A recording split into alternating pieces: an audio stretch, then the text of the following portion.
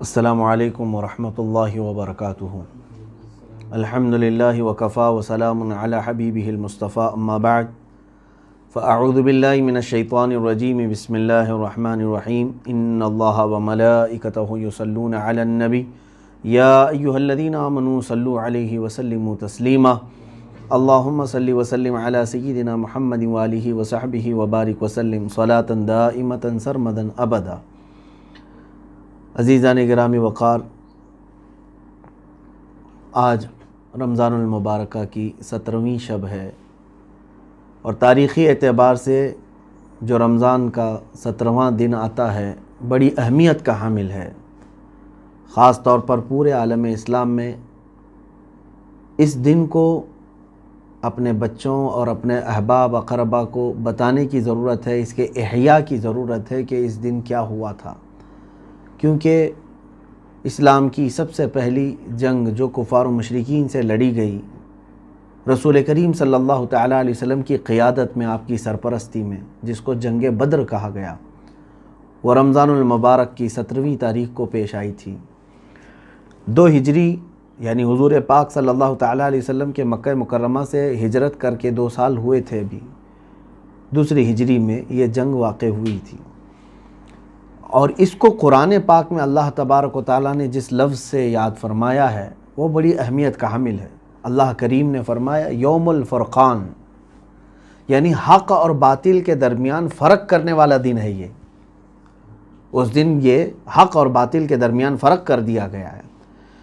اب اس کی تفصیلات ظاہر سی بات ہے میں ہر سال عرض کرتا ہوں، اور میں سب سے گزارش بھی کرتا ہوں کہ یہ ہماری تاریخ ہے جو اپنے بچوں میں منتقل ہوتی رہنی چاہیے۔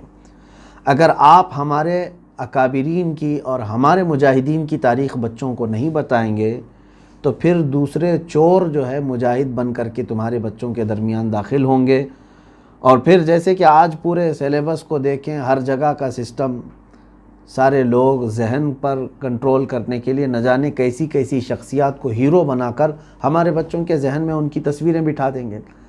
کیوں نہ ہم اپنے بچوں کو ہماری تاریخ بار بار دہرائیں اور ان کے سامنے اس بات کا احساس دلائیں کہ الحمدللہ ہماری تاریخ بہت عظیم ہے، بہت عظیم ہے، اور اتنی عظیم ہے کہ اللہ تبارک و تعالیٰ نے جو وعدہ فرمایا مجاہدین کے ساتھ اس کو پورا فرمایا، حتیٰ کہ یہ وہ جنگ بدر ہے جس میں اللہ نے صحابہ کی مدد کے لیے 5000 فرشتوں کو اتارا تھا۔ 5000 فرشتے زمین پر نازل ہوئے تھے رسول کریم صلی اللہ تعالیٰ علیہ وسلم کے ان اصحاب کی مدد کے لیے۔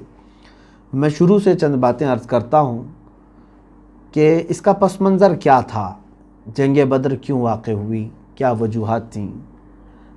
اب یہاں سے مجھے ان اعتراضات کو بھی رفع کرنا ہے جو اسلام کے چہرے پر لوگ ڈال کر رکھے ہوئے ہیں، یا گرد و غبار ڈالنے کی کوشش کرتے ہیں کہ یہ تلواروں کا دین ہے، زور زبردستی کی گئی، جہاد کیا گیا اور لوگوں کو مارا گیا، پھر اسلام پھیلایا گیا۔ میں آپ سے ہی سوال کروں گا، یا ہمارے وہ غیر مسلم جن کو اس طرح کی خلش ہو وہ بھی سنیں، اور پھر آپ خود اپنے دل سے جواب دیں کہ حالات جب اس طرح کے آئیں تو آپ اس مقام پر لوگوں کے لیے کیا مشورہ دیں گے۔ میں چند تھوڑی باتوں کے بعد ان تمام چیزوں کو عرض کرتا ہوں۔ بات در حقیقت یوں تھی کہ اللہ کے حبیب صلی اللہ تعالیٰ علیہ وسلم آخری رسول ہیں، اللہ تبارک و تعالیٰ کا دین لے کر یہ تشریف لائے، اور دین کو مکمل اللہ نے آپ پر فرمایا۔ مکہ مکرمہ میں آپ نے اعلان فرمایا جھوٹے خداؤں کی پرستش نہ کرو، جن کو تم نے ہاتھوں سے بنایا ان کی پوجا نہ کرو، جس نے تمہیں پیدا کیا اس کی عبادت کرو۔ یہی تو میرے آقا صلی اللہ علیہ وسلم کی تبلیغ ہے، کیا اس میں کوئی غلط ہے؟ انسان کو اس بات کا یقین دلانا کہ تم جس کے پیچھے لگے ہوئے ہو وہ تمہارا خالق نہیں ہے، تم اس کو پیدا کر رہے ہو، تم اس کو بنا رہے ہو، تم اس کو دیکھ رہے ہو، تو پھر اس کے پاس عبادتیں کیسے کرتے ہو؟ جس نے تمہیں بنایا ہے، جس نے تمہیں اس کائنات میں بسایا ہے، اس کی عبادت کرو۔ تو اللہ تبارک و تعالیٰ کی طرف بلانا رسول کریم صلی اللہ علیہ وسلم کا یہی تو مشن تھا۔ اب مکہ مکرمہ میں مشرکین جو تھے، یعنی جو شرک کرتے تھے، یعنی ایک اللہ کو نہیں ماننا چاہتے تھے، ہزار ان کو تبلیغ دعوت دینے کے بعد بھی تو یہ جتنے دشمنی میں تھے وہ رسول پاک صلی اللہ تعالیٰ علیہ وسلم اور آپ کے جو ایمان لائے ہوئے ساتھی تھے ان کے خلاف کھڑے ہونا شروع ہو گئے۔ روزانہ کوئی نہ کوئی گھٹنا ہوتی تھی، کہیں کسی صحابی کو پکڑا، سارے لوگوں نے مل کے مارا، کیونکہ غریب تھے صحابہ۔ 13 سال تک یہ مصیبتیں برداشت کیا میرے آقا صلی اللہ علیہ وسلم نے مکہ مکرمہ میں، لیکن مجھے آپ بتا نہیں سکتے ان 13 سالوں میں کبھی بھی رسول کریم صلی اللہ علیہ وسلم نے اپنے ان اصحاب کو لے کر کے جنگ کا اعلان کیا ہو، 13 سال تک نہیں کیا۔ تو یہ مکی دور جو تھا وہ برداشت کرنے کا دور تھا، تحمل کا دور تھا۔ رسول کریم صلی اللہ تعالیٰ علیہ وسلم کے ساتھ کیا نہیں کیا ان لوگوں نے، مکہ والوں نے؟ سوشل بائیکاٹ کیا اور آپ کے اصحاب کو آپ کے سامنے مارا، قید کیا، شہید بھی کیا۔ حضرت عمار بن یاسر، حضرت سیدہ سمیہ رضی اللہ تعالیٰ عنہ، یہ وہ لوگ ہیں جو مکہ میں ہی شہید ہو چکے تھے ابتدائی اسلام میں، جن کو مکہ کے کفار نے بنا کسی جرم کے مار دیا تھا۔ اب یہ تمام ظلم و ستم ہوئے، اللہ کا حکم ہوا، میرے آقا صلی اللہ علیہ وسلم نے کیا فرمایا؟ مکہ سے ہجرت فرما کر مدینے تشریف لے آئے، مائیگریٹ کیا۔ یہ مائیگریشن اسلام میں ایک بہت اہم رول ادا کرتی ہے۔ حضور اکرم صلی اللہ تعالیٰ علیہ وسلم نے اپنے اصحاب کو حکم دیا کہ تم جہاں کہیں ہو مدینہ ہجرت کر کے آ جاؤ۔ مدینہ طیبہ چونکہ مکہ کی طرح نہیں تھا، وہاں کے لوگ نرم دل کے تھے، نرم طبیعت کے تھے، انہوں نے رسول کریم صلی اللہ علیہ وسلم کا استقبال کیا۔ اب مدینہ طیبہ میں حضور صلی اللہ علیہ وسلم کو تبلیغ اسلام میں کوئی دقت نہیں تھی، علل اعلان آپ اسلام کی دعوت دے رہے تھے، اور وہاں حضور پاک صلی اللہ علیہ وسلم کے پہنچنے سے پہلے ہی 70 سے زیادہ لوگ اسلام لا چکے تھے۔ کہاں پہ؟ مدینہ طیبہ۔ اب امن و امان کا ماحول قائم ہوا۔ رسول کریم صلی اللہ علیہ وسلم نے مدینہ طیبہ میں جاتے ہی مسجد بھی بنائی اور صحابہ اکرام کو بسایا، عقد مواخات قائم کیا، یعنی بھائی چارگی قائم کی انصار اور مہاجرین کے درمیان۔ یہ سب حالات تو مکہ والوں کو پہنچ ہی رہے تھے۔ اب وہ جل بھن گئے کہ ہمارے آنکھوں کے سامنے سے یہ صحیح سلامت نکل گئے، ہم ان کو مار نہیں سکے، اور مدینے میں جا کر کے یہ بس گئے ہیں اور کھلم کھلا ساری چیزیں کر رہے ہیں۔ تو یہاں پر مکہ والوں کی یہ جو جلن تھی، جو حسد تھی، ان کو کچھ نہ کچھ کرائم کرنے پر ابھار رہی تھی، اور ایسا نہیں کہ انہوں نے کچھ نہیں کیا۔ حضور پاک صلی اللہ علیہ وسلم کے پیچھے تلاشی کے لیے راستے میں ہی کتنی مرتبہ کتنے لوگوں کو لگایا، پھر جب حضور مدینے پہنچ گئے، حالات سازگار ہو گئے، تب بھی مکہ کے ڈاکو تھوڑے تھوڑے سے تعداد میں آتے، مدینے کے آس پاس جہاں کہیں صحابہ ان کو ملتے ان کو مار دیتے تھے۔ مجھے بتاؤ کیا یہ امن و امان میں خلل ڈالنے والے کو آپ برداشت کریں گے؟ آج ہمارے ہندوستان کے بارڈر کے ارد گرد بھی اگر کوئی دوسری کنٹری کا نظر آئے تو ہم کیا کرتے ہیں اس کے ساتھ؟ اس کو پکڑ کے گرفتار نہیں کرتے؟ ارے مچھیرے جو سمندروں میں ادھر سے ادھر چلے جاتے ہیں تو گرفتار ہو جاتے ہیں بارڈر کراس کر کے، لیکن مدینے میں کنٹینیو 1 سال تک وہ شب خون مارتے رہے۔ راتوں کو آتے تھے، کبھی باغیچوں میں درخت جلا دیا کھجوروں کے، اور صحابہ جو کام پر ہیں ان کو مار دیا۔ یہ سب حالات ہونے لگے۔ اللہ کے حبیب صلی اللہ تعالیٰ علیہ وسلم نے یہ 1 سال تک مکمل برداشت فرمایا۔ پھر ہوا یہ کہ حضرت سعد بن معاذ رضی اللہ تعالیٰ عنہ جو انصار صحابہ کے سردار تھے، یہ مدینہ طیبہ سے مکہ عمرہ کے لیے گئے ہوئے تھے، طواف کر رہے تھے۔ ابو جہل آیا اور کہا کہ تم جو ہے محمد کو اور ان کے ساتھیوں کو پناہ دے کر کے رکھے ہو مدینے میں، تو تم کیا سوچتے ہو کہ ہم تم کو کھلے عام ایسے ہی طواف کرنے دے دیں گے؟ تم ہمارے دشمنوں کو پناہ دیے ہوئے ہو اور تم یہاں آ کر کے مکہ میں طواف کر رہے ہو امن کے ساتھ، کیا ہم تم کو طواف کرنے دے دیں گے؟ حضرت سعد بن معاذ نے اس کی دکھتی رگ ایک پکڑ لی تھی۔ کیا یہی سبب بنا جنگ بدر کا؟ میں آپ کو بتا رہا ہوں، یہ شروع میں باتیں میں کیوں کہہ رہا ہوں، اس لیے اس نے کہا اے ابو جہل روکنا ہے تو روک کے دکھا مجھے طواف، میرا طواف روکتا ہے اور تو مجھے مکہ سے دور کرتا ہے، تو پھر میں ایسی چیز سے تم لوگوں کو روکوں گا جو تمہارے لیے وبال جان بن جائے گی۔ وہ کیا ہے؟ پورے مکہ والوں کی تجارت کا جو راستہ تھا ملک شام، وہ مدینہ ہو کے ہی گزرتا تھا، مین سپاٹ پر تھے مدینے والے، اور اگر انہوں نے راستہ روک دیا تو مکہ کی ساری تجارت ختم ہو جائے گی، نہ ملک شام کا کوئی قافلہ ادھر آئے گا، نہ مکہ والے اپنی تجارت کے لیے ملک شام جائیں گے۔ تو یہ مین شاہراہ پر اگر صحابہ مدینہ طیبہ سے نکل کر راستہ روک لے، ابو جہل کو انہوں نے یہ جو دھمکی دی وہ خاموش ہو گیا، پیچھے ہٹ گیا۔ اب بات اتنی بڑھ گئی کہ ابو جہل سب کو ورغلانے لگا کہ اب تو وہ ہمارے راستے کو بھی روکنے کی بات کر رہے ہیں۔ حضرت سعد بن معاذ یہ کہہ کر کے آ گئے تو ان کے دلوں میں یہ کھلبلی مچ گئی کہ کیا حقیقت میں مسلمان ہمارا راستہ روکیں گے؟ مٹھی بھر جماعت ہے یہ۔ اور ہوا بھی کہ غیظ و غضب میں انہوں نے 10-12 لوگوں کو بھیجا ادھر ادھر کچھ شبخون مارنے کے لیے۔ حضور پاک صلی اللہ علیہ وسلم نے بھی اپنے 10-12 صحابہ کو بھیجا کہ اگر اس طرح سے کہیں وہ پھٹکتے ہوئے دکھیں تو ان کا راستہ دکھا دینا۔ حضرت عبداللہ بن جہش رضی اللہ تعالیٰ عنہ تھے اس میں، تو یہ گئے باہر تو حضرمی نام کا ایک شخص جو مکہ کا تھا گرفتار ہو گیا، اس کو قتل بھی کر دیا انہوں نے۔ اب یہاں سے آگ بھڑک گئی مکہ والوں کی، حالانکہ چھیڑ رہے کون تھے؟ مکہ والے چھیڑ رہے، کنٹینیو 13 سال وہاں ستائے، اور جب ہجرت کر کے مدینے آئے یہاں پر بھی چین سے رہنے نہیں دیتے۔ اب اللہ کے نبی صلی اللہ علیہ وسلم نے فرمایا اب ناگزیر ہو گیا ہے، ان کو سبق سکھانا ضروری ہے، ورنہ یہ امن کے ساتھ چین و سکون کے ساتھ رہنے نہیں دیں گے۔ کیا کریں؟ تو حضور پاک صلی اللہ تعالیٰ علیہ وسلم کی طرف سے ایسی ہی ایک خبر پہنچ گئی مکہ میں، حالانکہ حضور پاک صلی اللہ علیہ وسلم نکلے نہیں تھے۔ ابو سفیان جو ہے اس زمانے میں کافروں کے سردار، اور ان کو قافلے کا سردار بنا کر کے ملک شام تجارت کے لیے مکہ والوں نے بھیجا اور کہا حضرمی کا ہم انتقام لے کر کے رہیں گے جو محمد کے ساتھیوں نے قتل کیا، لہٰذا پورے مکہ والے اپنے سامان تجارت جو کچھ بھی ہے سب لگا دو، اتنا نفع کما کر کے آؤں گا ملک شام سے کہ اس نفع سے ہم جنگ لڑیں گے، بہت بھاری بھرکم جنگ، اتنی کہ وہ ہمیشہ لوگ یاد رکھیں گے۔ پورے مکہ والوں میں جوش آیا، سارا مال لا کر کے لگا دیے، اور وہ سارا مال لے کر کے قافلہ کہاں چلا؟ ملک شام۔ اور افواہ پھیل گئی مکہ میں، ابو سفیان تجارت بھی کر چکا اور ساری نفع بھی کما چکا، واپس آنے کے وقت خامخواہ جو ہے ایک بات پہنچی کہ محمد صلی اللہ علیہ وسلم اپنے ساتھیوں کو لے کر کے مکہ والوں کے اس قافلے پر حملہ کرنے کے لیے نکلے ہیں۔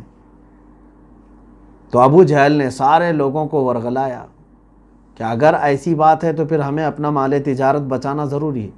ابو سفیان کو بھی خبر ہو گئی تھی ملک شام سے جو نکلا تھا کہ محمد صلی اللہ علیہ وسلم اور ان کے ساتھی میرے قافلے کی طاق میں بیٹھے، گھات لگا کر حملہ کر سکتے ہیں۔ اس نے قاصد بھی بھیجا تھا مکہ والوں کے کہ اپنا مال تجارت بچانے کے لیے سب لوگ نکل کے آؤ، پوری جنگ کی تیاری کے ساتھ۔ وہ لوگ 1000 کی تعداد میں وہاں سے نکلے۔ مکہ میں کوئی باقی نہیں تھا، ابو لہب صرف رہ گیا تھا، باقی سارے جتنے سرداران قریش ہیں سب کے سب نکلے تھے۔ اب نکل کر کے وہ سارے لوگ آئے، ابھی زیادہ دور مکہ سے نہیں نکلے تھے کہ ابو سفیان نے وہ مدینے کا راستہ چینج کر کے ساحلی راستوں سے اپنے قافلے کو گزارا اور مکہ تک پہنچ گیا۔ قافلہ صحیح سلامت پہنچ گیا، نہ مال لٹا، نہ حملہ ہوا، کچھ بھی نہیں ہوا، کچھ نہیں ہوا۔ ابو سفیان نے کہا ہم مال تجارت کو بچانے کے لیے نکل رہے تھے مکہ سے، اب ضرورت نہیں ہے، چلو واپس جاؤ۔ لیکن ابو جہل نے کیا کہا؟ نہیں، ہم چلیں گے بدر تک۔ بدر اس وقت ایک جگہ کا نام ہے، وہاں بدر نام کا ایک کنواں تھا یا کئی کنویں تھے، وہاں پر سالانہ میلہ لگتا تھا اور یہ لوگ گاتے بجاتے کھاتے تھے، سب مستی کرتے عیش کرتے، 2-3 دن پھر چلے جاتے تھے۔ اکثر آس پاس کے سب بدر میں جمع ہوتے۔ ابو جہل نے کہا ہم بدر تک جائیں گے، ناچیں گے، گائیں گے، خوب عیش کریں گے، اور محمد اور ان کے ساتھیوں کو ان کی یہ جرأت کیسی ہوئی اس کا مزہ چکا کر کے آئیں گے کہ ہمارے قافلے کو روکنے کا سوچا کیسے۔ وہ لوگ نکلے تو میرے آقا صلی اللہ علیہ وسلم کو خبر ہو گئی۔ اللہ کے حبیب صلی اللہ علیہ وسلم نے اپنے صحابہ سے فرمایا کہ چلو ان کے مدینے آنے سے پہلے ان کو روکا جائے، اگر وہ یہاں تک پہنچے تو مدینے کی خرابی ہوگی کہ گھروں پر حملے ہوں گے، عورتیں بچے یہ تکلیف میں آئیں گے، نکلو۔ تو صحابہ اکرام رضوان اللہ تعالیٰ علیہ مجمعین میں اس وقت جتنے تھے سب کو حضور نے ساتھ لے لیا۔ اب یہ جو قافلہ نکلا رمضان المبارک کی اس مقدس مہینے میں نکلا، 313 اس میں تھے۔ روایات الگ سے اگرچہ مختلف ہیں، بعض روایات میں 315، 319، 363 تک کی بھی تعداد آئی ہے الگ الگ کتابوں میں، لیکن صحیح روایت میں جو اکثر روایات میں ملتا ہے وہ 313، اور دوسری جو کچھ روایت میں جو 15 کی بات کہی ہے وہ یہ ہے کہ رسول کریم صلی اللہ علیہ وسلم اور ایک لاسٹ میں آنے والے صحابی تھے، ان کو ملا کر کے 15 کی تعداد بتائی گئی، 315۔ خیر، یہ لوگ نکلے، ان کے پاس سامان جنگ بھی نہیں تھا، چند کے پاس تلواریں تھیں، باقی کے پاس نہیں۔ اکثر اب آپ اندازہ کریں 313 لوگوں میں کتنوں کے پاس گھوڑے تھے؟ صرف 2 گھوڑے ہیں، صرف 2 گھوڑے ہیں۔ ہاں، تقریباً 70 کے قریب اونٹ تھے جن پر سامان لدا ہوا تھا اور قافلہ چل رہا ہے، تلواریں سب کے پاس نہیں ہیں، 2 گھوڑوں پر پورا قافلہ نکلا ہے۔ اور اس میں میرے آقا صلی اللہ تعالیٰ علیہ وسلم کے ساتھ نکلے ہوئے صحابہ میں تقریباً 5 یا 6 بچے بھی تھے، ان کو جنگ کرنے کی اجازت بھی نہیں تھی لیکن وہ شریک تھے۔ اب وہاں پر بدر کے وادی کے قریب جب پہنچے، اللہ کے حبیب صلی اللہ علیہ وسلم نے ایک جگہ پڑاؤ ڈال دیا اور فرمایا کہ یہیں پر ہمارا قیام ہوگا۔ کفار و مشرکین بھی وہیں پر آ چکے تھے۔ اللہ کے حبیب صلی اللہ علیہ وسلم جس زمین پر اپنا خیمہ نصب کیے وہ ریتیلی زمین تھی، بالو کی زمین، پیر پھسل رہے تھے اور سارے صحابہ گھبرائے ہوئے تھے، ڈرے ہوئے تھے ان کی بڑی تعداد کو دیکھ کر کے، 1000 سے زیادہ۔ اور اچھا، ان کے اس میں 650 لوگ زیرہ پوش ہیں اور تقریباً 100 سے زیادہ گھوڑے ہیں۔ کس کے پاس؟ مکہ والوں کے پاس۔ تلوار باز ہیں، تیر باز ہیں، سب تیاریوں کے ساتھ آئے ہوئے ہیں، اور ادھر دیکھو تو کچھ بھی نہیں ہے۔ تو صحابہ اکرام رضوان اللہ تعالیٰ علیہ مجمعین کا یہ پہلا اتفاق تھا اس طرح اتنی بڑی تعداد کے آمنے سامنے ہونے کا۔ اللہ کے حبیب صلی اللہ علیہ وسلم نے اپنے صحابہ کو جمع کیا اور پہلے ایک نصیحت فرمائی اور پھر سوال کیا، تمہارا کیا ارادہ ہے کہ یہ جنگ ہونی چاہیے؟ جنگ ہونا چاہیے یا نہیں ہونا چاہیے؟ اب اس میں صحابہ کے جو ایمان افروز جوابات ہیں، ان میں سے جو صحابہ نے، جو حضرت مقداد رضی اللہ تعالیٰ عنہ، وہ کہتے ہیں کہ یا رسول اللہ صلی اللہ علیہ وسلم، ہم موسیٰ علیہ السلام کی قوم بنی اسرائیل کی طرح نہیں ہیں کہ اپنے نبی کو کہہ دیں کہ آپ اور آپ کا خدا جا کر لڑیں، ہم بیٹھے رہیں گے۔ اے نبی، ہم آپ کے دائیں بھی آئیں گے، بائیں بھی آئیں گے، آگے بھی اور پیچھے بھی، ہر وقت آپ کے ساتھ ساتھ لڑیں گے۔ اور پھر ایک صحابی نے کہا یا رسول اللہ صلی اللہ علیہ وسلم، ہم میں سے کسی کو بھی واپس جانے کا خیال نہیں، جہاں آپ کا پسینہ گرے گا وہاں ہمارا خون گرے گا۔ اللہ کے حبیب صلی اللہ علیہ وسلم نے ان کے جوابات کو تسلیم فرمایا، اور اس کے بعد اب رات کے وقت رسول کریم صلی اللہ علیہ وسلم نے تسلی دینے کے لیے صحابہ سے کہا، اے میرے صحابہ، نہ گھبراؤ، ان کی تعداد اگرچہ 1000 سے زیادہ ہے، سینکڑوں میں ہے، لیکن اللہ ہمارے ساتھ ہے، اللہ ہمارے ساتھ ہے۔ صحابہ اکرام کو پھر تسلی دینے کے لیے حضور صلی اللہ علیہ وسلم نے کیا فرمایا؟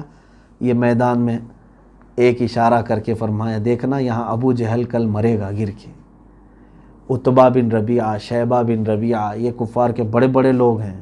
حضور نے ان کے نام لیا اور ایک ایک دائرہ کھینچ کے کہا یہ یہاں مریں گے۔ بس صحابہ کے لیے اتنی بات کافی تھی۔ جب نبی کونین صلی اللہ علیہ وسلم کی زبان سے یہ الفاظ نکلے تو اب صحابہ کا اتنا ٹینشن تو ختم ہی ہو گیا ہوگا کہ یہ تو جانے ہی والے ہیں، جن کے بارے میں حضور نے نام لے کر کے کہا ان کی موت تو پکی ہے، اور جگہ بھی حضور نے بتایا۔ اب اللہ کے حبیب صلی اللہ علیہ وسلم نے رات کے وقت دعا شروع فرمائی، اتنی مناجات میرے رب تعالیٰ کے حضور آپ نے فرمائی، اور رو رو کر کے دعا کرنے لگے اور یوں عرض کیا، اے رب ذوالجلال، تو نے جو اپنے ایمان والے بندوں کی مدد کا وعدہ فرمایا ہے وہ مدد آج تو نازل فرما، اور اگر یہ چند مٹھی بھر جماعت جو ہماری نکلی ہے ان کی اگر تو نے آج مدد نہیں کیا، مولا قیامت تک اس روئے زمین پر کوئی تیرا سجدہ کرنے والا نہیں ہوگا۔ حضور صلی اللہ علیہ وسلم یہ محبت بھرے جملے ہیں، اپنے رب کے حضور عرض کر رہے ہیں، پھر کبھی تیری عبادت نہیں ہو سکے گی، مولا تو ان کی مدد ضرور فرما۔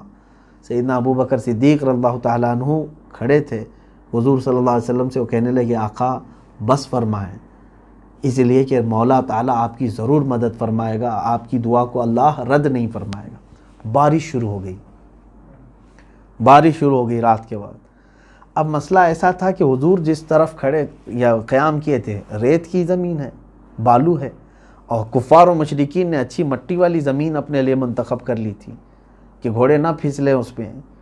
اب بارش آنے کے بعد ہوا یہ کہ ریت جم گئی، مضبوط ہو جاتی ہے، پانی گرتے ساتھ ہی ریت مضبوط ہو گئی، اور مٹی والی زمین پورا کیچڑ ہو گئی۔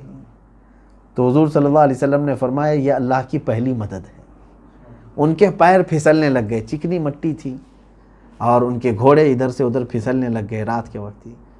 اب صبح ہوئی، یہی 17 رمضان المبارک کی فیصلہ کن جنگ تھی یہ، اور کفار و مشرکین جو غرور میں چڑھے ہوئے تھے، نشہ تھا ان کو، تکبر اتنا، گھمنڈ اتنا، وہ خاطر میں نہیں لاتے، کیونکہ مکہ میں اتنا صحابہ کو مارا تھا، پریشان کیا تھا، ان کے گھر لوٹے تھے، ان کو ایسے ہی لگتا تھا کہ ابھی بھی ہم ان کو کچا چبا جائیں گے۔ اب رسول کریم صلی اللہ تعالیٰ علیہ وسلم نے دن کے موقع پر اپنے صحابہ کرام میں سے 3 کو سب سے پہلے آگے بھیجا۔ اس میں حضرت امیر حمزہ رضی اللہ تعالیٰ عنہ، حضرت ابو عبیدہ بن جراح رضی اللہ تعالیٰ عنہ، تیسرے مولا کائنات شیر خدا علی مرتضیٰ رضی اللہ تعالیٰ عنہ۔ یہ تینوں میدان میں آئے۔ ان کے مقابل میں جو وہاں سے آئے تھے وہ بڑے بڑے پہلوان تھے، عتبہ بن ربیعہ، شیبہ بن ربیعہ اور ولید بن عتبہ۔ یہ بڑے پہلوانوں کو کہا جاتا ہے جن کے نام میں ذکر کر رہا ہوں، یہ مکہ کے بڑے بڑے پہلوان بھی تھے، سردار بھی تھے۔ حضرت علی کرم اللہ وجہہ الکریم کے مقابل میں جو آیا وہ ایک ہی وار میں ختم ہو گئے بیچارہ، اور حضرت امیر حمزہ رضی اللہ تعالیٰ عنہ کے مقابل میں جو آیا اس کو بھی آپ نے فوری طور پر جہنم رسید کر دیا۔ حضرت ابو عبیدہ بن جراح کے مقابل میں جو آیا تھا اس نے حضرت ابو عبیدہ کو زخمی کر دیا تھا۔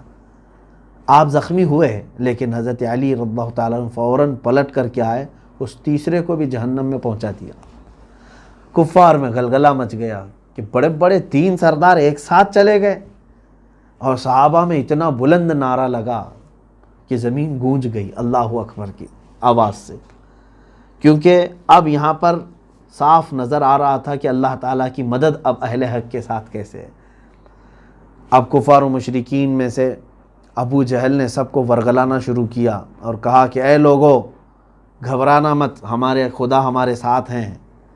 اور پھر اس کے بعد دو بدو جو مقابلہ ہوتا ہے آمنے سامنے، یہ شروع ہو گیا دوپہر کے وقت۔ اب اس گھماسان کی جو لڑائی تھی اس میں ہوا یہ کہ شیطان اپنی فوج لے کر کے ادھر بھی آیا ہوا تھا، یہ بھی روایت ہے، شیطان اپنی فوج لے کر کفار مکہ کے ساتھ ہے، اور وہ بھی انسان کی شکل میں آیا ہے۔ سراقہ بن مالک نام سے ایک شخص ہے، اس کی شکل میں شیطان آیا ہوا ہے لڑنے کے لیے۔ تو میرا مولا کب یہ گوارہ فرمائے گا شیطان اپنی فوج لے کر کے آئے اور وہ اپنے حبیب کو تنہا چھوڑے؟ اللہ تبارک و تعالیٰ نے 3000 فرشتوں کو اتارا، کس کے لیے؟ اپنے نبی صلی اللہ علیہ وسلم اور صحابہ کی اعانت کے لیے، تعاون کے لیے 3000 اتارے۔ اس کے بعد پھر 2000 آئے، 5000 فرشتے اترے، اور اس کے بعد ایسی لڑائی کہ صحابہ فرماتے ہماری تلواروں سے اس وقت سبزی بھی نہیں کٹتی تھی، کند تھی، مڑی ہوئی تلواریں تھیں، برسوں سے زنگ لگی ہوئی، سبزی کاٹنے کے برابر بھی نہیں ہوتی تھی، کیونکہ ہم جنگ کی تیاری سے آئے نہیں تھے۔ لیکن کمال کی بات ہے کہ ہم اگر لڑتے ہوئے کسی کافر کے قریب جاتے، ابھی ہماری تلوار اس کے گردن کے قریب ہوتی کہ گردن اڑ کر جا چکی ہوتی، نہ ہم نے مارا نہ محنت کی۔ قرآن میں اللہ نے وہ بھی آیت نازل فرمائی سورہ انفال میں، اللہ تعالیٰ فرماتے فَلَمْ تَقْتُلُوهُمْ وَلَكِنَّ اللَّهَ قَتَلَهُمْ۔ اے محبوب آپ فرمائیں ان کو کہ تم سب نے نہیں قتل کیا، ان کو اللہ نے قتل کیا ہے، ہاتھ تمہارا تھا، کام اللہ کا تھا۔ اب جو کفار مکہ لڑنے کے لیے بدر میں آئے تھے ان میں سے جو بعد میں ایمان لائے، انہوں نے کہا بدر کے میدان میں جب ہم لڑ رہے تھے عجیب و غریب لوگوں کو ہم نے دیکھا جن کو ہم نے نہ مدینے میں کبھی دیکھا تھا نہ مکہ میں کبھی دیکھا تھا، اور ان کی ہیبت ایسی تھی کہ جب وہ سامنے آتے تو ہماری تمام چیزیں ختم ہو جاتی، طاقت و قوت۔ اچھا اس سے پہلے ایک اور کام، اللہ کے حبیب صلی اللہ تعالیٰ علیہ وسلم نے ابو جہل جب پکارنا شروع کیا، جوش دلانے لگا، حضور نے مٹی کی کچھ کنکریاں اٹھائیں اور کفار مکہ کی طرف یوں کہہ کے پھینک دیا شاہت الوجوہ، تمہارے سب چہرے برباد ہو جائیں۔ اتنا تھا کہ روایت میں ہے کہ وہ کنکری تقریباً ہر کافر کی ناک تک گئی، اور اس کے بعد ان کے اندر پوری طاقت ہی ختم ہو چکی تھی، قوت دفاع بھی نہیں تھا، ڈیفنس کی قوت تک نہیں تھی۔ کس سے تم لوہا منوانے کی کوشش کر رہے ہو؟ کس سے؟ وہ کائنات کے سب سے طاقتور رسول محترم صلی اللہ تعالیٰ علیہ وسلم سے۔ رسول کریم صلی اللہ تعالیٰ علیہ وسلم کی مدد کے لیے اللہ نے 5000 فرشتے اتارے۔ بہرحال اس جنگ کا ہونا کیا تھا وہ تو ہمیں صاف نظر آتا ہے۔ ایک طرف اہل حق ہیں اور وہ بھی کمانڈر یا ان کی قیادت کرنے والے کائنات کے سب سے افضل، سب سے اشرف انسان محمد الرسول اللہ صلی اللہ علیہ وسلم ہیں، اور وہ ادھر دعائیں کر رہے ہیں، تو ادھر صحابہ اکرام رضوان اللہ تعالیٰ علیہ مجمعین جو نہتے ہیں، اور وہ بھی صرف اللہ اور اس کے رسول کے بھروسے پر آئے ہوئے ہیں۔ کئی صحابہ ایسے ہیں جن کے پیروں میں چپل بھی نہیں ہے، نالین بھی نہیں ہے، اور وہ کیسا ان کا جذبہ تھا، دھوپ میں، گرمیوں میں، بدر کے موقع پر وہ لڑ رہے تھے۔ حضرت عکاشہ رضی اللہ تعالیٰ عنہ ایک صحابی وہ فرماتے ہیں میرے پاس کچھ بھی نہیں تھا، تلوار بھی نہیں تھی، کچھ نہیں۔ اللہ کے حبیب صلی اللہ علیہ وسلم کے پاس آیا اور کہنے لگا کہ یا رسول اللہ صلی اللہ علیہ وسلم، کیا میں خالی کھڑا رہوں؟ میرے بھائی دیگر مجاہدین لڑ رہے ہیں۔ حضور اکرم صلی اللہ علیہ وسلم نے فرمایا دیکھو تم بھی کوئی لکڑی اٹھا لاؤ، جنگ لکڑیوں سے نہیں لڑی جاتی۔ وہ کہتے ہیں کہ مجھے قریب میں ایک پڑی ہوئی لکڑی ملی، وہ لا کر کے میں نے حضور کے پاس پیش کیا، اللہ کے حبیب صلی اللہ علیہ وسلم نے اس پر اپنا ہاتھ پھیرا۔ حضرت عکاشہ کہتے ہیں اسی کو میں تلوار بنا کر لڑتا رہا، کتنوں کو تو میں نے اس سے مارا ہے، جس کو میری لکڑی پڑتی اتنا گہرا زخم ہوتا کہ اس کی چمڑی الگ ہو جاتی تھی لکڑی سے، اور وہ لکڑی کئی سالوں تک محفوظ رہی حضرت عکاشہ نے جو جنگ بدر میں استعمال کی تھی۔ عزیزان گرامی، یہ جنگ بدر میں جو حالات ہوئے، اس کے بعد کفار مکہ کی ایسی درگت بنی کہ وہ ہیبت کی وجہ سے میدان چھوڑ کر بھاگنے پر مجبور ہو گئے۔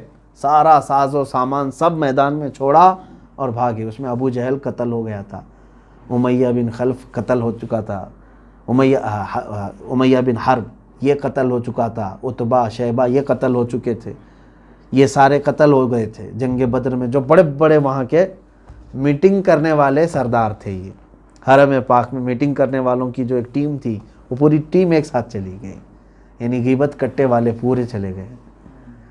رسول کریم صلی اللہ تعالیٰ علیہ وسلم نے شام کے وقت شکرانہ ادا کیا اللہ رب العزت کی بارگاہ میں، دیکھا 70 ان کے مارے گئے تھے۔ کتنے؟ کفار مکہ میں سے 70 کو ان صحابہ نے جہنم رسید کیا تھا۔ 313 کا مقابلہ 1000 کے ساتھ، آپ سوچ سکتے ہیں کہ 3 گنا زیادہ اپنے۔ یہی ایمانی قوت ہے، ایمانی طاقت یہی ہے کہ تم خوف نہ کرو، اللہ کے بھروسے چلو، اور اللہ تعالیٰ تمہارا رعب ان کے دلوں میں ڈالے گا۔ انہوں نے 1000 کے ساتھ مقابلہ کیا اور 70 کو پہنچا دیا جہنم میں، اور 70 قیدی بن گئے۔ 140 اور پورا ساز و سامان ان کا سب میدان میں بکھرا ہوا، وہ مال غنیمت ہے، صحابہ کے لیے آیا، اور باقی سب جان بچا کر بھاگنے پر مجبور ہو گئے، چلے گئے۔ 70 کو گرفتار کیا گیا، 70 تو جہنم رسید ہو چکے تھے۔ اللہ کے حبیب صلی اللہ تعالیٰ علیہ وسلم نے ساری لاشوں کو جمع کیا، جس کی مل سکی ان کو سب ایک گڑھے میں ڈال دیا، اور اس کے بعد حضور نے ایک خطبہ دیا ان کے سامنے، اور کہا کہ اے لوگو، کیا میں تمہارے پاس رسول بن کر کے نہیں آیا تھا؟ کیا میں نے جو باتیں کہی تھی وہ سچ ثابت نہیں ہوئی؟ کیا تم اب نہیں دیکھ رہے ہو کہ حق کیا تھا؟ صحابہ اکرام نے دیکھا کہ حضور کس سے بات کر رہے ہیں۔ رسول کریم صلی اللہ تعالیٰ علیہ وسلم سے صحابہ نے پوچھا آقا یہ جو بدر کے مشرکین جو مارے گئے آپ ان سے خطاب کر رہے ہیں؟ کہا ہاں۔ کہا سن رہے ہیں وہ؟ حضور پاک صلی اللہ علیہ وسلم نے فرمایا ہاں، تم سے جو زندہ ہیں ان سے زیادہ وہ سنتے ہیں، ان کو سب سنائی دے رہا ہے۔ حتیٰ کہ حضور کی دوسری ایک حدیث میں ہے، میرے آقا صلی اللہ علیہ وسلم نے فرمایا مردہ چلنے والے کے چپل کی آواز تک سنتا ہے۔ تم چپل کی آوازیں نہیں سنو گے، لیکن اس کو چپل کے چلنے کی چرچراہٹ کی آواز بھی آتی ہے۔ اب یہاں اندازہ کریں، ایک بات تو مجھے یہ کہنی ہے کہ مشرکین بدر جو بدر میں آئے ہوئے تھے، قتل ہو گئے، ان کو جب رسول کریم صلی اللہ علیہ وسلم خطاب کر رہے ہیں اور یہ فرما رہے ہیں وہ سن سکتے ہیں، پھر یہاں تو لوگ اولیاء اکرام کے سننے پر اعتراض کر رہے ہیں۔ کیا اولیاء اکرام قبروں میں نہیں سنتے؟ میرے عزیزو، اگر وہ نہیں سنتے اور مومنین نہیں سنتے تو کبھی ہم کو یہ نہیں کہا جاتا تھا کہ جب بھی قبرستان جاؤ تو یوں کہو السلام علیکم یا اہل القبور. ہم کو یہ سکھایا گیا نا, اے قبروں والو تم پر سلامتی ہو. ارے جو سنی نہیں رہا ہے اس کو اے کہہ کر کے پکاریں گے ہم؟ وہ سن رہے ہیں اور جواب بھی دیتے ہیں. یہ اور بات ہے کہ وہ برزخ میں ہیں, ان کی آواز ہم تک نہیں آتی. بہرحال اب مسلمانوں کا اس میں کیا نقصان تھا؟ بس یہ ہے کہ 14 صحابہ اکرام شہید ہوئے تھے. 70 کے مقابل میں 14 کی تعداد بہت کم ہے. 14 صحابہ اکرام رضوان اللہ علیہم اجمعین جام شہادت نوش فرمائے, جس میں سے 13 تو وہیں پر انتقال فرما گئے تھے میدان میں. 14ویں حضرت ابو عبیدہ بن حارث رضی اللہ تعالیٰ عنہ راستے میں جن کا انتقال ہوا, جہاں آج بیر روحا ہے اور بعض کہتے ہیں بیر شفا, وہاں پر حضرت عبیدہ بن حارث رضی اللہ تعالیٰ عنہ زخمی حالت میں آئے تھے, واپسی کے وقت ان کا انتقال ہوا, وہ وہاں پر دفن ہوئے. 14 صحابہ اکرام اس میں جاں بحق ہوئے تھے. اللہ کے حبیب صلی اللہ تعالیٰ علیہ وسلم نے اس جنگ کو, جنگ بدر کو, قرآن پاک کی روشنی میں جو فرمایا وہ یوم الفرقان ہے. حق اور باطل میں اس دن فرق ہو گیا کہ حق کی اللہ کیسے مدد فرماتا ہے. اس میں جذبہ جہاد دیکھنے کے قابل ہے میرے عزیزوں کئی لوگوں کے. آپ سوچ سکتے ہیں جن کے پاس کچھ نہیں, ان کی کمائی کے ذریعے اس وقت تک ابھی نہیں بنے تھے. یہ جو گئے تھے اس میں سے تقریباً 60 مہاجر تھے, باقی سب انصار صحابہ تھے. 313 میں 60 مہاجرین اور باقی سمجھ لیں 253 کے قریب انصار صحابہ جو مدینے کے ہیں. انصار صحابہ کا کیا گیا تھا کہ مطلب وہ اس پورے بدر میں شریک ہوئے تھے؟ وہ تو مکہ والوں کے خلاف جو ہجرت کر کے آئے تھے ان کا حق تھا نا. لیکن انصار صحابہ نے یہ کہا کہ جو ہمارے مہاجرین صحابہ کے ساتھ ان لوگوں نے برا سلوک کیا, ہم اپنے بھائیوں کا انتقام ضرور لیں گے ان سے. 253 انصار صحابہ ساتھ میں تھے بدر کے موقع پر, اور 60 صحابہ مہاجرین میں سے تھے. اور شہادت میں بھی 6 جو ہے مہاجرین کے ہیں, باقی 8 انصار صحابہ کے. انصار صحابہ نے میرے آقا صلی اللہ تعالیٰ علیہ وسلم پر اپنی جان نچھاور کر دی ہے, اور آج تک میرے آقا کی دعا کی برکت ہے کہ الحمدللہ مدینے میں آج بھی اہل محبت ہے. آپ دیکھنا پورے مدینے میں, چاہے نوجوانوں میں برے اعمال اخلاق اگرچہ آ گئے ہوں گے, لیکن ان کے دل کے اندر آج بھی نرمی, اجانب کے ساتھ, نئے لوگوں کے ساتھ, زائرین کے ساتھ ویسا سلوک نہیں کرتے جیسے دوسرے وحشی کرتے ہیں سعودی, دوسری جگہ جیسے جنگلی پن کرتے ہیں. مدینے والے اس طرح سے نہیں کرتے الحمدللہ, کیونکہ مدینے والے استقبال کرنے والوں میں سے ہیں, اہل محبت میں سے ہیں.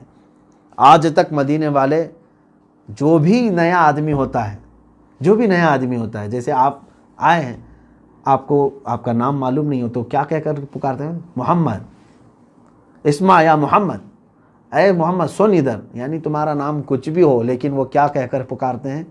محمد. یہ ان کی محبت ہے. یہ مدینے والوں کا پہلے سے معمول رہا ہے کہ جو بھی ان کے ہاں نیا دکھتا ہے تو اس کو کیا کہتے ہیں؟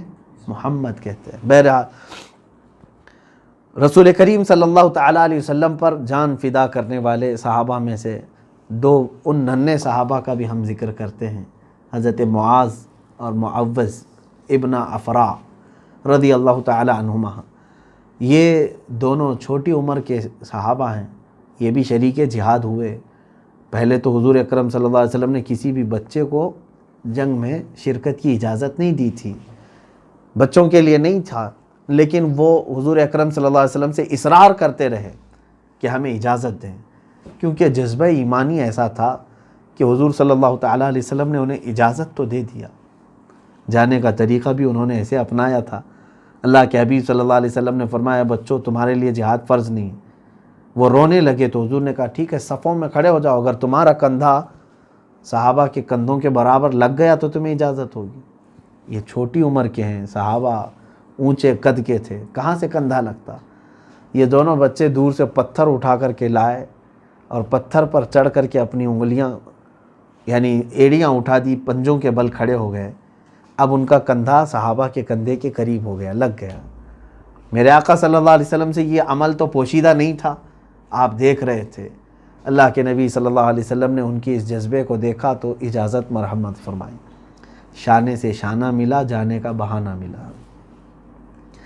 وہ دونوں صحابہ چھوٹی عمر کے ہیں، لیکن جیسے ہی میدان میں پہنچتے ہیں، اب سنیے، جب گھماسان کی جنگ چل رہی ہے، حضرت عبد الرحمن ابن عوف رضی اللہ تعالیٰ عنہ فرماتے ہیں یہ 2 بچے میرے پاس آئے، انہوں نے پوچھا چچا جان ابو جہل کس گستاخ کا نام ہے؟ انہوں نے دیکھا تک نہیں تھا اس وقت۔ کہا بیٹا تم کیا کرو گے اس کا؟ کہنے لگے سنا ہے میرے مصطفیٰ کریم صلی اللہ علیہ وسلم کی شان میں وہ گالیاں دیتا ہے، کیا کرو گے؟ کہا اس کو جہنم رسید کریں گے، جہاں اس کا ٹھکانہ ہے ہم اس کو وہاں پہنچائیں گے۔ حضرت عبد الرحمن بن عوف کہتے ہیں کہ بچوں کا جذبہ دیکھا، میں نے کہا بیٹا وہ سردار قریش ہے، وہ بہت سارے لوگوں کے ارد گرد ہوگا، وہ بڑا پہلوان ہے۔ ابھی یہ بات چیت چل رہی تھی، ابو جہل سامنے ہی سے گھوڑے کے اوپر گزر رہا تھا، گھوڑے پہ بیٹھے گزر رہا تھا۔ حضرت عبد الرحمن ابن عوف رضی اللہ تعالیٰ عنہ فرماتے ہیں میں نے بچوں کو دکھا کر کہا یہ جو جا رہا ہے یہ بدماش یہی ہے ابو جہل۔ یہ بچوں نے جیسے ہی سنا چیل کی طرح جھپٹ کر کے اس کی طرف چلے گئے۔ ابو جہل کو یہ وہم و گمان بھی نہیں تھا کہ کوئی بچے میرے قریب آ سکتے ہیں۔ یہ دونوں چھوٹے بچوں نے گھوڑے کی ٹانگ پر تلوار ایسی ماری کہ وہ نیچے زمین پر گر گیا۔ اچانک جیسے ہی وہ گرا دونوں چڑھ کر کے اس کے سینے پر بیٹھ گئے، اتنی تیزی سے کہ اس کو جکڑ لیا، اس کو ہاتھ پیر ہلانے کی تک قوت نہیں تھی۔ ان 2 بچوں کے گرفت میں وہ مجبوراً پھنس گیا ایسے، اور اس وقت وہ ہائے ہائے کرنے لگا جب انہوں نے گردن پر اس کے تلوار رکھ دی۔ ان بچوں نے گردن پر تلوار رکھ دی تو کہنے لگا ہائے ہائے مجھے مرنے کا غم نہیں کیونکہ میں عرب ہوں اور عرب موت سے ڈرتے نہیں۔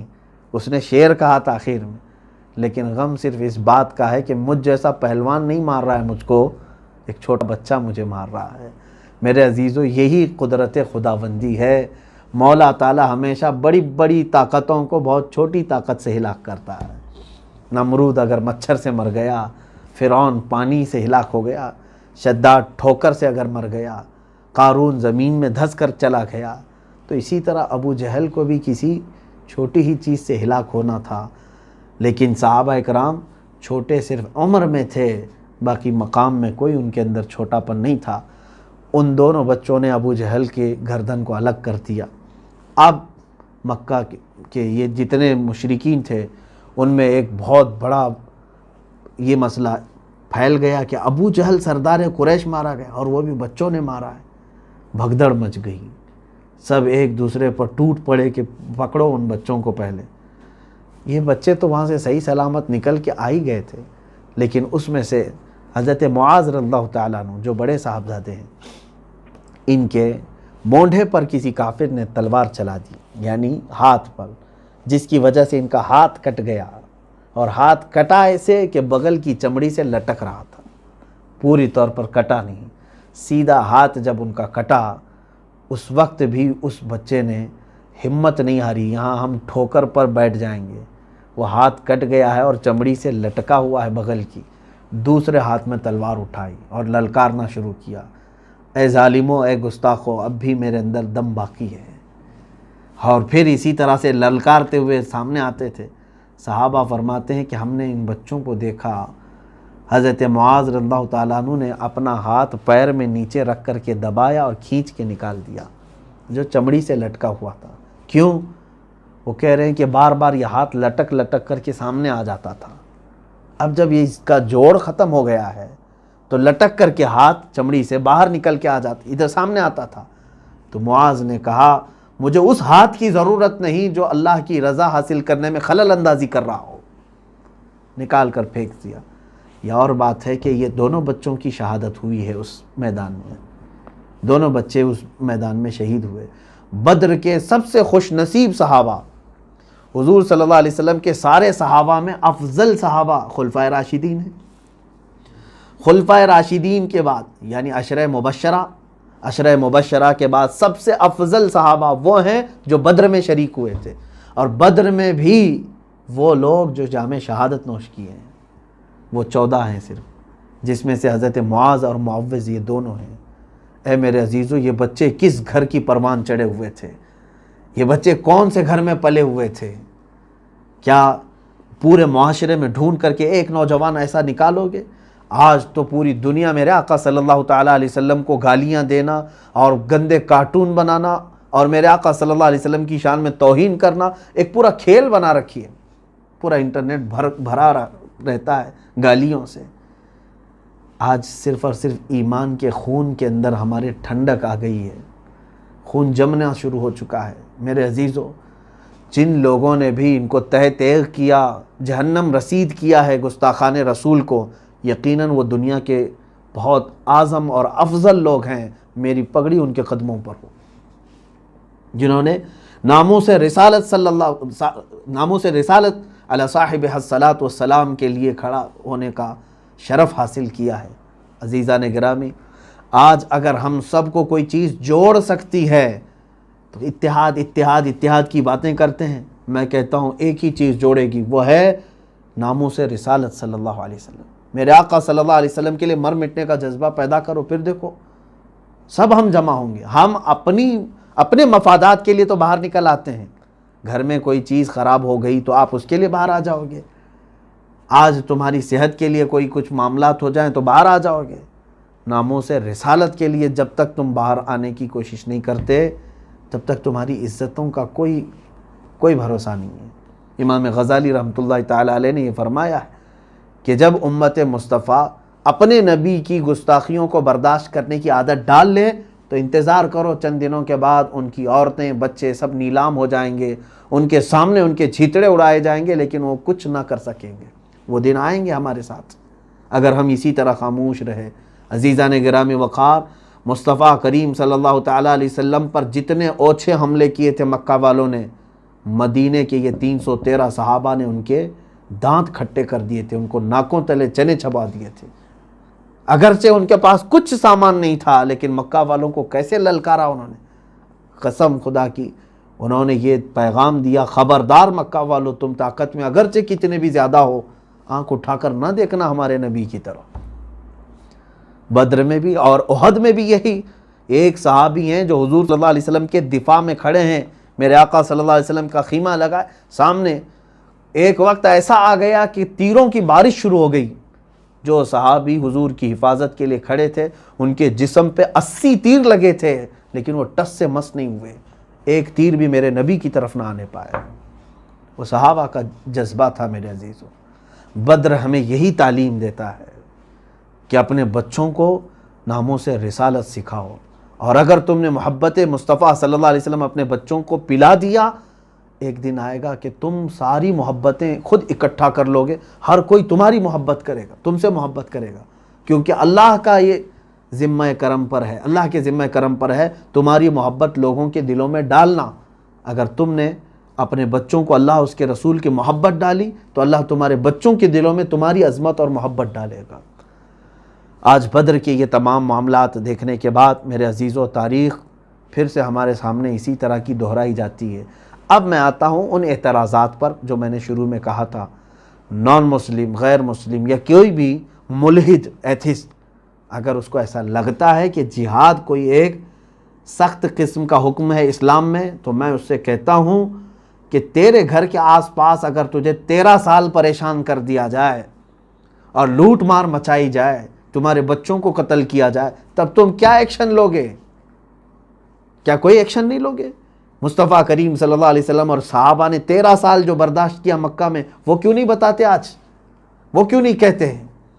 13 سال تک مکہ میں کبھی حضور نے حملہ کیا؟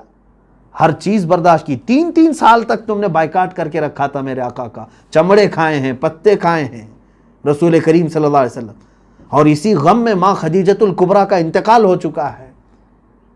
حضور اکرم صلی اللہ علیہ وسلم نے پہاڑ اٹھائے وہاں پر غموں کے، اور اتنے دنوں میں کبھی پلٹ کر کے حملہ نہیں فرمایا، اور مدینہ آنے کے بعد اب بھی تم سکون سے نہیں رہنے دو گے؟ شب خون مارنے کے لیے 10 12 کے جتھے بھیجو گے، درخت جلا کر کے جائیں گے، نہتے صحابہ کو مار کے جائیں گے، تب بھی ہم ڈیفنس نہیں کریں گے؟ تب بھی ہم ڈیفنس نہیں کریں گے؟ میرے آقا صلی اللہ علیہ وسلم نے جو ڈیفنس کیا، اسی کا نام جہاد ہے، اور میں کہتا ہوں اس طرح کا حق پوری دنیا میں ہر انسان کو حاصل ہونا چاہیے۔ کیا نہیں حاصل ہے؟ ہر ملک کو یہ پاور حاصل ہے۔ یہ ظالم پروپیگنڈا پھیلاتے ہیں میڈیا، دجالی میڈیا، جہاد جہاد جہاد نام سے۔ جہاد کو کیا سمجھ رکھا ہے تم نے؟ جہاد کوئی ناپاک نام ہے؟ جہاد اسلام کا ایک پوتر لفظ ہے، مقدس ورڈ ہے، اور اسی ورڈ کو اگر تم سمجھو گے تو ہم بھی اپنے ملک کی حفاظت کر سکیں گے۔ جو ہمارے ملک کی طرف اور اس کی ساکھ کو، اس کی سالمیت کو خطرہ بنے، ہم اس کے ساتھ لڑیں گے۔ یہی ہے جہاد جو ہے، کسی کو جان بوجھ کر کے قتل کرنے کا نام نہیں۔ جہاد یہ نہیں ہے کہ بم باندھ کر کے مجمع میں جا کر ناحق بچوں کو، عورتوں کو اڑا دیں۔ اگر کوئی اس طرح کی بدنامی کر رہا ہے جہاد کی تو اس کا کوئی تعلق نہیں ہے اسلام سے۔ میں نہیں مانتا کہ ایسا کوئی جہاد ہوتا ہے کہ بم باندھ کر کے پبلک ایریے میں آ کر کے کوئی اڑا دیا، اس کا نام جہاد ہے۔ جہاد یہ نہیں ہے۔ جہاد ہمیں جو اس کی تعلیمات ہیں، میں دعوت دینا چاہتا ہوں ان لوگوں کو کہ پہلے پڑھو اسلام کو پھر بولو۔ صرف میڈیا میں بیٹھ کر کے بھونکنے کا مطلب ایجوکیشن نہیں کہتے اس کو۔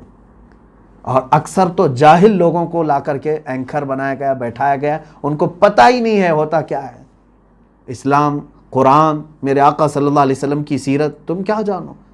جہالت میں پوری زندگی گزر گئی۔ ہندوستان کے بڑے بڑے لوگ، بلکہ پوری دنیا کے بڑے بڑے جنہوں نے تعلیم میں اپنی پوری عمر کھپا دی ہے، انہوں نے میرے آقا صلی اللہ علیہ وسلم کو سمجھا ہے۔ گاندھی جی نے خود کہا ہے، حضرت ابو بکر، حضرت عمر کی سیرت پڑھ کر کے، کیا یہ تاریخ میں موجود نہیں ہے؟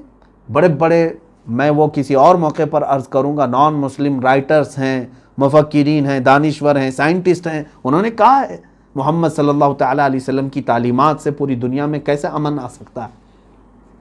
ہم کوئی آتنکواد، دہشت گرد، اس طرح کے الفاظ کو جانتے تک نہیں۔ اسلامو فوبیا تم لا رہے ہو آج، ٹھیک ہے، پروپیگنڈا یہی آج چل رہا ہے جو مکہ والوں نے حسد میں کیا تھا۔ میرے آقا صلی اللہ علیہ وسلم کو جادوگر کہا تھا، شاعر کہا تھا، ساحر کہا تھا، مجنوں کہا تھا، معاذ اللہ رب العالمین۔ وہی چیزیں تو آج یہ بھی کر رہے ہیں نا، پھیلا رہے ہیں۔ لیکن میں اپنے مسلمان بھائیوں سے، بہنوں سے کہوں گا، ہزار پروپیگنڈا پھیلائیں، تم جواب کیسے دے سکتے ہو؟ انہی اخلاق رسول کے ذریعے سے۔ میرے آقا نے کیسے جواب دیا تھا؟ اپنے وہ پیارے اخلاق سے جو ہر ایک کا دل موہ لیتے ہیں۔ آج ضرورت اس بات کی ہے، نوجوان، بچے، عورتیں میرے آقا صلی اللہ علیہ وسلم کے اخلاق کی طرف آئیں۔ دنیا کو آج بتانے کی ضرورت ہے کہ میرے نبی کون تھے۔ اللہ کے حبیب صلی اللہ علیہ وسلم کا دل کتنا شفیق تھا، کتنا رفیق تھا، کتنے نرم تھے، وہ آج بتانے کی ضرورت ہے۔ وہ آپ اپنے اخلاق سے بتا سکتے ہیں۔ آج آپ اپنے اخلاق کے ذریعے سے پوری دنیا کو اس پورے پروپیگنڈے کے خلاف کھڑے ہو کر کے اظہار کر سکتے ہیں۔ اللہ رب العزت ہم سب کو ان تمام واہیات اور خرافات اور ان کے پھیلائے ہوئے پروپیگنڈوں سے محفوظ فرمائے۔ میں آخر میں جنگ بدر کے ان اصحاب کے متعلق ضرور عرض کروں گا کہ جو لوگ شریک جہاد ہوئے تھے، 313 صحابہ، ان کے ناموں کے متعلق جو روایات ہمیں ملی ہیں بزرگان دین کی، انہوں نے فرمایا کہ کئی مشائخ نے فرمایا کہ یہ اصحاب بدر کے ناموں میں اللہ تعالیٰ نے اتنی تاثیر رکھی ہے کہ اگر مریض پڑھ کر کے دم کریں تو اللہ انہیں شفا عطا فرمائے۔ حاجت مند جب کبھی ان اسماء کی تلاوت کریں تو اللہ تعالیٰ ان کی حاجت پوری فرماتا ہے۔ وہ یقیناً کیوں نہیں تاثیر ہوگی اصحاب بدر کی؟ میں نے ابھی کل ہی کی تفسیر میں کہا، اصحاب کہف جو 7 لوگ تھے اور ان کے زمانے میں کوئی نبی بھی نہیں تھے، وہ کسی نبی کے ساتھی بھی نہیں، خود نبی بھی نہیں، کسی نبی کے صحابی بھی نہیں، پھر بھی ان کے ناموں میں اتنی برکت ہے اصحاب کہف کی کہ اگر کسی مکان پر آویزاں کر دیں تو وہ مکان چوری سے محفوظ ہوگا، جہاز میں اگر ہو پانی کے تو وہ جہاز غرق ہونے سے محفوظ ہو جائے۔ تو پھر جو محمد عربی صلی اللہ تعالیٰ علیہ وسلم کے صحابی ہیں اور وہ بھی جان نچھاور کرنے والے صحابی اصحاب بدر، کیا ان کے ناموں میں تاثیر نہیں ہوگی، برکت نہیں ہوگی؟ بہت بڑی برکت ہے۔ اور ہمارا معمول ہے الحمدللہ، ہم ان اصحاب بدر کے ناموں کی تلاوت بھی کرتے ہیں، ان کے توسل سے اللہ کی بارگاہ میں دعا بھی کرتے ہیں، اور الحمدللہ یہ میرا خود کا تجربہ بھی ہے، بارہا جن اہم مقامات پر ان کے توسل سے دعا کیا گیا اللہ تعالیٰ نے قبول بھی فرمایا۔ میری ایک بات نہیں کہہ رہا ہوں، بڑے بڑے مشائخ ہیں، شیخ دارامی ایک بڑے بزرگ ہیں، وہ فرماتے ہیں کہ جس وقت اصحاب بدر کے ناموں کی تلاوت ہوتی ہے، تم دل میں جو بھی اللہ تعالیٰ سے جائز تمنا رکھو، مولا ضرور اسے پوری فرمائے گا۔ اور اصحاب بدر اب بھی اپنی قبروں میں زندہ ہیں، کیونکہ قرآن میں ان کے متعلق فرمایا گیا ہے ان کو مردہ نہ کہو۔ اور بزرگوں نے یہ فرمایا ہے کہ بسا اوقات یہ دیکھا گیا ہے کہ وہ بنفس نفیس مدد کے لیے تشریف لائے ہیں۔ ایک صاحب ہے، وہ کہتے ہیں، یہی حکایات میں موجود ہے کہ وہ تجارت کے لیے اپنا قافلہ لے کر سمندر کا سفر تھا، نکلے، لوگوں نے کہا کہ اس راستے مت جانا کہ ڈاکو آتے ہیں، سمندر کے درمیان جب پہنچو گے تو ڈاکو حملہ کرتے ہیں، پورا مال لوٹ لیتے ہیں۔ تو اس شخص نے کہا میں سب پورا لنگر کر چکا ہوں، اٹھا دیا ہوں اور جہاز چلنے کو ہے۔ بہرحال قافلہ تجارت کا لے کر کے وہ چل پڑا، بڑے جہاز میں درمیان میں پہنچتے ہی ڈاکوؤں کی آمد شروع ہو گئی، تلواروں کی آواز، اور جگہ جگہ سے چھوٹی چھوٹی کشتیوں میں آ کر کے لوگ گھیرنے لگے۔ اب یہ بندہ کہتا ہے میں اصحاب بدر کو یاد کرنا شروع کیا اور ان کے ناموں کی تلاوت کرنے لگا۔ اچانک میں نے دیکھا کہ ہماری کشتی تو سائیڈ ہو گئی، کنارے ہو گئی، ہمارا جو جہاز ہے، پیچھے سے کچھ سفید لباس میں لوگ آئے اور ان ڈاکوؤں سے مقابلہ کرنا شروع کیا۔ ایسے مقابلہ کیا کہ ان پورے ڈاکوؤں کو قتل کر دیا، پورا خون پانی میں بہہ رہا تھا، ان کی کشتیاں بغیر ملاح کے اسی طرح بہنے لگیں۔ اور یہ صاحب کہتے ہیں جو تاجر ہے، میں صحیح سلامت دوسرے کنارے پہنچا تو جس جگہ میں پہنچا شہر میں بہت سارے لوگ میرے استقبال پہ آئے، پوچھے کہ برسوں بعد کوئی قافلہ صحیح سلامت اس راستے سے یہاں پہنچا ہے، کیسے آئے تم؟ اس نے اپنے رات کا واقعہ بتایا۔ تو وہاں پر ایک بزرگ موجود تھے، انہوں نے کہا اے تاجر، تجھے معلوم ہے جن لوگوں نے ڈاکوؤں کا قتل کیا وہ اصحاب بدر تھے رضوان اللہ علیہ۔ تو بنفس نفیس اللہ تبارک و تعالیٰ نے ان کو وہ قوت اور تصرف عطا فرمایا ہے کہ وہ مدد کے لیے پہنچتے ہیں۔ بے شمار باتیں اس طرح کی ہیں۔ میں بھی یہ آپ سب سے گزارش کروں گا، جب بھی اپنے گھروں میں کوئی اہم معاملہ آئے، کوئی سخت بیماری آئے، کوئی حاجت آئے، اصحاب بدر رضوان اللہ تعالیٰ علیہ مجمعین کے نام کو ایک بار پڑھو، ان کے توسل سے اللہ کی بارگاہ میں مدد مانگو، اللہ ضرور مدد فرمائے گا۔ میں انشاءاللہ العزیز ان کے ناموں کی تلاوت کرتا ہوں، آپ حضرات توجہ کے ساتھ سماعت بھی فرمائیں، اور خاص طور پر یہ بھی ہے کہ جب ان کے ناموں کی تلاوت ہو تو آپ رضی اللہ عنہ کہا کریں۔ کیا کہیں گے؟ رضی اللہ عنہ۔ انشاءاللہ العزیز دعا کے موقع پر تمام مومنین مومنات سب کے لیے ہم دعا کرتے ہیں، اللہ تبارک و تعالی ہماری دعاؤں کو استجابت عطا فرمائے۔ اللہم صلی علی سیدنا و مولانا محمد صلی صلاة تنجینا بها من جميع الاحوال والآفات وتقضی لنا بها جميع الحاجات وتطہرنا بها من جميع السیئات وترفعنا بها عندك اعلى الدرجات وتبلغنا بها اقصى الغایات من جميع الخیرات في الحیاة وبعد الممات انك سمیع قریب مجیب الدعوات۔ اللہم انا نتوسل الیک باسمک العظیم وبجاہ نبیک الکریم وولیک العظیم۔ اللہم انا نتوسل الیک باسم سیدنا محمد رسول اللہ صلی اللہ علیہ وسلم وشرف وعظم وکرم، وبسیدنا ابی بکر صدیق رضی اللہ تعالی عنہ، سیدنا عمر بن الخطاب رضی اللہ عنہ، وسیدنا عثمان بن عفان رضی اللہ عنہ، سیدنا علی بن ابی طالب رضی اللہ تعالی عنہ، ابی بن کعب والاخنس السلمی، الارقم بن ابی الارقم، اسعد بن یزید، انس بن معاذ، انیس بن قتادہ، انسا مولا رسول اللہ، اوس بن ثابت، اوس بن خولی، وأوس بن الصامت وإياس بن أوس وإياس بن البكير وبراء بن مغرور، بجير بن أبي بجير، بحاث بن ثعلبة، بسبسة بن عمر، بشر بن البراء، بشير بن سعد، بلال بن رباح، تميم بن يعار، تميم مولى خراش، تميم مولى غنم بن السلم، ثابت بن أقرم، ثابت بن ثعلبة، ثابت بن خالد، ثابت بن عمر، ثابت بن حزال، ثعلبة بن حاطب، ثعلبة بن عمر، وثعلبة بن عنمة، ثقف بن عمر، جابر بن عبد الله، جبر بن عتيق، جبار بن صخر، جبير بن إياس، جابر بن عبد الله بن عمر، حارث بن أنس بن مالك، حارث بن أوس، حارث بن أوس بن معاذ، حارث بن حاطب، الحارث بن خزمة الخزرجي، الحارث بن خزمة الأوسي، الحارث بن أبي خزمة، الحارث بن الصمة، الحارث بن عرفجة، الحارث بن القيس، الحارث بن قيس الخزرجي، الحارث بن النعمان، حارثة بن سراقة، حارثة بن عمير، حارثة بن النعمان، حاتب بن أبي بلتعة، حاتب بن عمر، الحباب بن المنذر، حبیب بن الاسود، حیرام بن ملحان، حریث بن زید، الحسین بن الحارث، حمزہ بن عبد المطلب، حمزہ بن الحمیر، خارجۃ بن زید، خالد بن البکیر، خالد بن قیس، خباب بن الارد، خباب مولا عتبہ، خبیب بن اساف، خداش بن قتادہ، خراش بن الصمہ،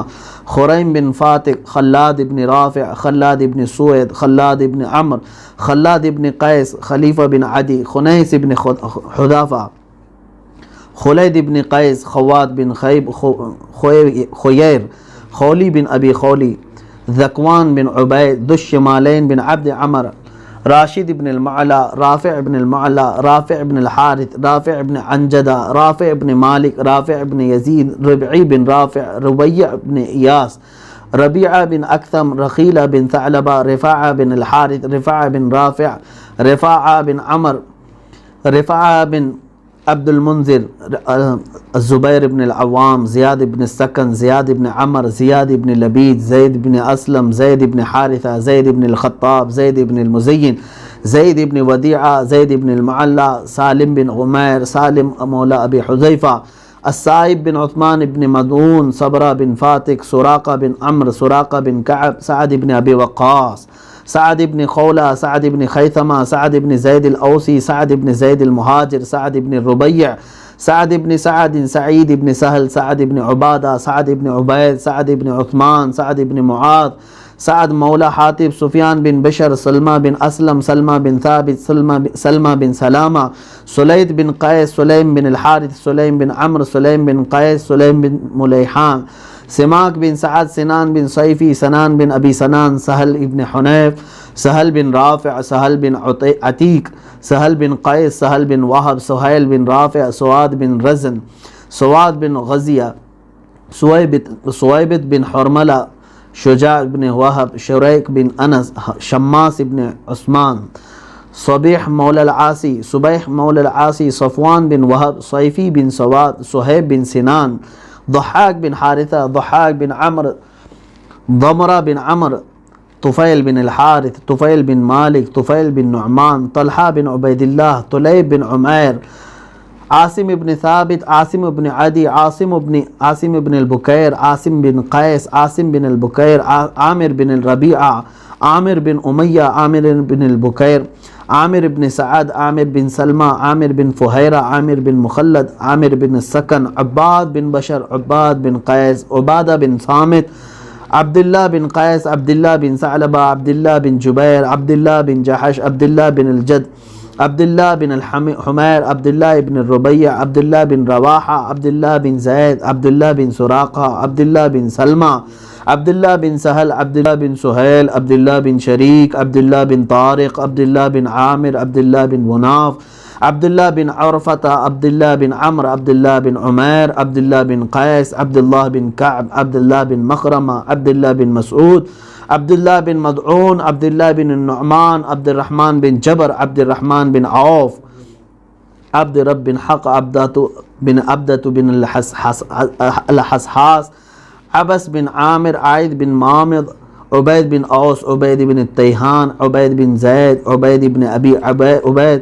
عبیدۃ بن الحارث، عتبان بن مالک، عتبہ بن ربیعہ، عتبہ بن عبداللہ، عتبہ بن غزوان، عثمان بن عفان، عثمان بن مدعون، العجلان بن النعمان، عدی بن ابی زغبہ، عثمہ بن الحسین، عسیمۃ الاشجعی، عتیبۃ بن نویرہ، عقبہ بن عامر، عقبہ بن عثمان، عقبہ بن وہب الانصاری، عقبہ بن وہب المہاجر، عکاشہ بن محسن، عمار بن یاسر، عمارۃ بن حزم، عمارۃ بن زیاد، عمر بن ایاس، عمر بن الجموح، عمر بن الحارث المہاجر، عمر بن الحارث الانصاری، عمر بن سراقہ، عمر بن ابی سرح، عمر بن طلق، عمر بن قیس، عمر بن معبد، عمر بن معاذ، عمر بن ثعلبہ، عمیر بن حرام، عمیر بن الحمام، عمیر بن عامر، عمیر بن عوف، عمیر بن ابی وقاص، عوف بن ابی الحارث، اویم بن ساعدہ، عیاض بن زہیر، غنام بن اوس، فاکہہ بن بشیر، فروہ بن عمر،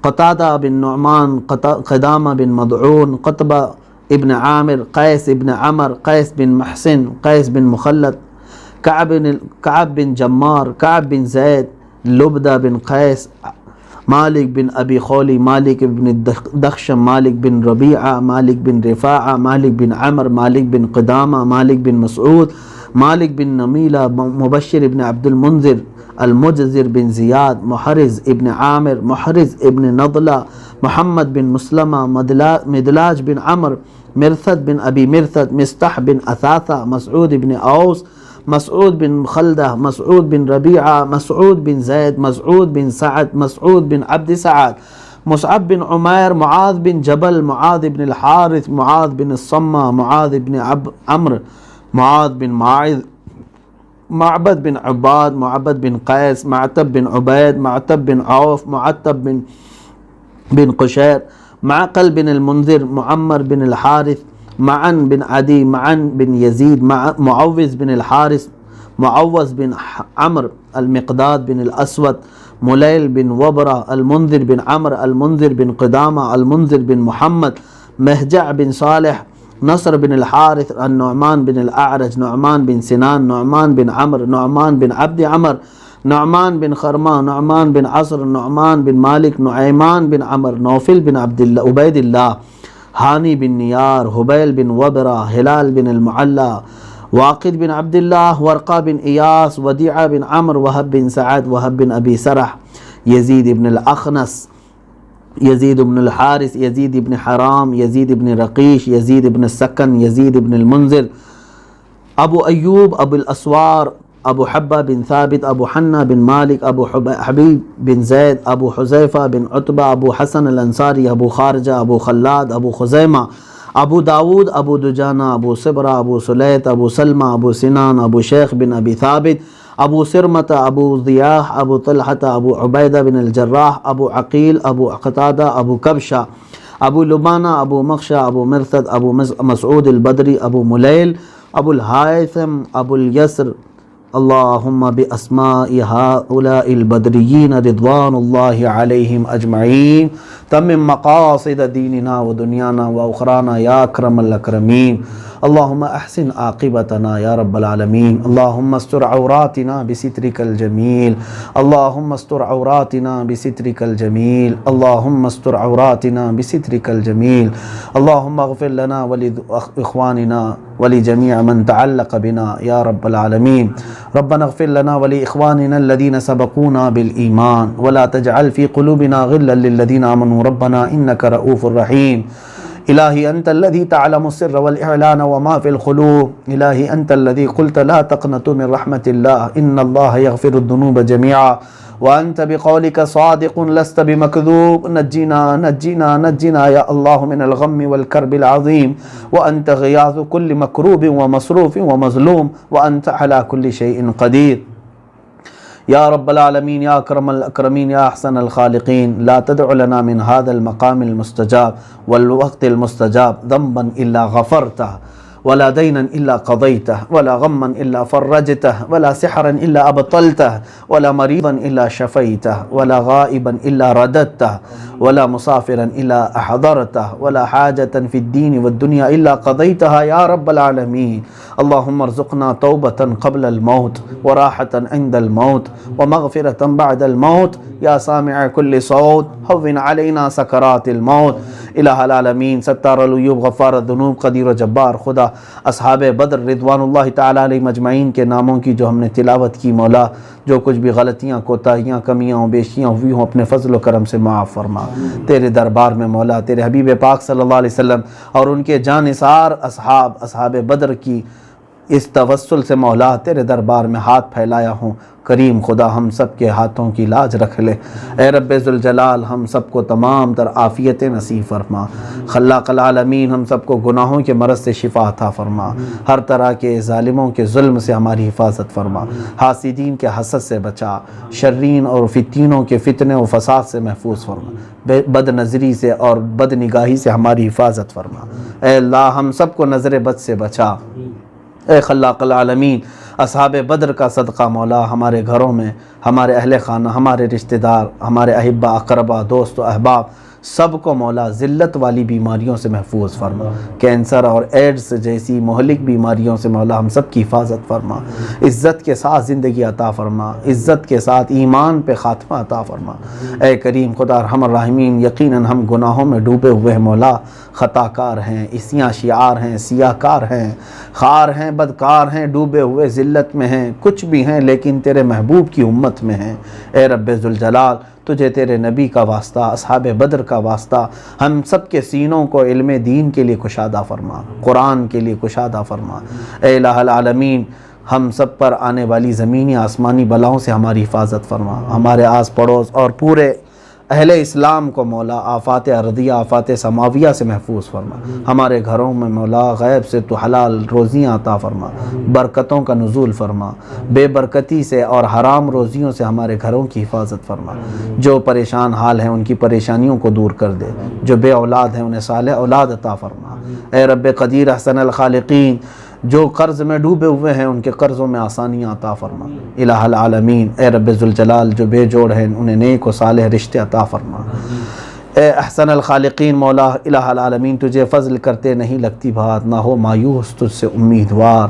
ہم سب تیرے دربار میں التجا کرتے ہیں، آج 17ویں رمضان المبارک کی شب ہے مولا، اصحاب بدر کا واسطہ، آج کی وہ تاریخ میں جب تیرے حبیب پاک صلی اللہ علیہ وسلم کے ساتھ یہ جانثار صحابہ تیری رضا کے لیے نکل پڑے تھے مولا، ان محبتوں کا ایک قطرہ ہمیں نصیب فرما۔ اے مولا، ہمیں عشق رسول عطا فرما، ہماری آنکھوں کو بے حیائی سے بچا لے، ہمیں محبت رسول میں جینے مرنے کی توفیق دے دے مولا، ہمارا خاتمہ بھی تیرے حبیب کی محبتوں میں ہو۔